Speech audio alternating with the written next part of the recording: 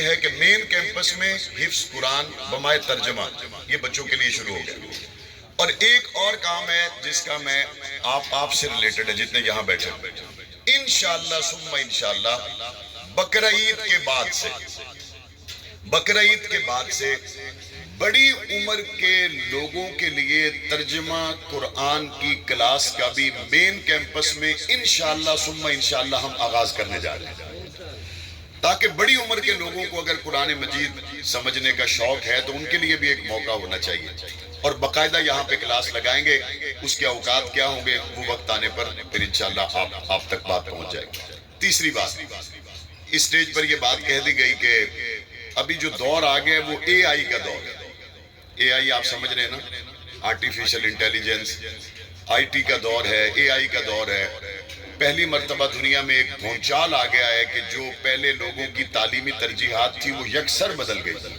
اب لوگوں کا تعلیمی میدان میں آگے بڑھنے کا جو موضوع ہے وہ اے آئی سے ریلیٹڈ ہو سکتا ہے. پرانی تعلیمی نظام سے بالکل تیزی سے ایک پیراڈائم شفٹ آیا ہے. ہم نے اس موقع کی نزاکت کو سامنے رکھتے ہوئے جنگ میں پہلی مرتبہ، اگر میں یہ کہوں تو بے جانا ہوگا، کہ جس درجہ کی ہم نے عمر بن خطاب ایجوکیشن سسٹم کے زیر اہتمام آئی ٹی لیب اسٹیبلش کی ہے، میں تحدیث بن نعمت کے طور پہ کہتا ہوں اس درجے کی آئی ٹی لیب اگر عمر بن خطاب ایجوکیشن سسٹم کے سوا پورے پنجاب میں کوئی اور دکھا دے تو مجھے اس سے بھی زیادہ خوشی ہوگی.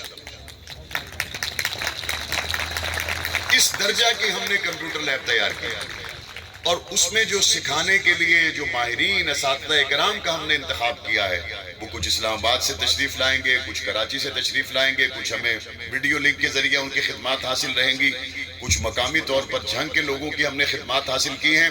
عمر بن خطاب ایجوکیشن سسٹم کے تحت اس ہمارے آئی ٹی کے شعبہ میں جو داخلے ہیں اس وقت ہمارے پاس گنجائش کم ہے.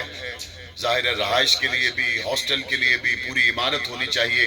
یہ پیچھے ہمارا ایک 10 منزلہ منصوبہ شروع ہونے جا رہا ہے انشاءاللہ، جس کی بنیاد مکمل ہو گئی ہے. اور بیسمنٹ میں آپ تشریف لائیں تو ابھی جب وقفہ ہوگا تو بیسمنٹ میں آپ ہماری کمپیوٹر لیب کا، آئی ٹی لیب کا ضرور وزٹ کریں. اسٹوڈیو بھی ہم نے اس کے ساتھ ایک بنایا ہے. اسی طریقے سے ہمارے جو باقی شعبہ جات ہیں ان کی معلومات بھی آپ کو ریسیپشن سے مل جائے گی. تو ہماری کوشش یہ ہے کہ جس طرح سے دنیا بدل رہی ہے دیر نہ کی جائے اور بر وقت ایسے ڈیسیجن لیے جائیں جس کے ساتھ ہم علماء کرام کو، دینی طبقہ کو دنیا میں اس طور پر لا کے کھڑا کریں جس طرح ملکہ بلقیس حضرت سلیمان علیہ السلام سے ملنے کے لیے آئی تو ایسا محل تو ملکہ بلقیس نے بھی نہیں دیکھا تھا جو سلیمان پیغمبر کو اللہ نے عطا کیا تھا. اور اس نے اپنے پائنچے اٹھا لیے یہ سوچ کر کے اس تالاب میں پانی ہے اور میرے پاؤں گیلے ہو جائیں گے. تو حضرت سلیمان علیہ السلام نے فرمایا یہ شیشہ لگا ہوا ہے، آ جاؤ چل کے، ایسی کوئی بات نہیں ہے. بادشاہوں کے گھر میں پیدا ہونے والی نے بھی نبی کو جو شان اللہ نے عطا کی وہ اس نے نہیں دیکھی تھی. ہم انبیاء کے وارثوں کو انشاءاللہ ثم انشاءاللہ اس درجہ میں تیار کریں گے کہ جب آئی ٹی کے شعبہ میں کوئی بندہ معراج پر پہنچ کے فخر سے اکڑنے کی کوشش کرے گا تو سامنے مدرسے کا طالب علم کھڑا ہوگا انشاءاللہ.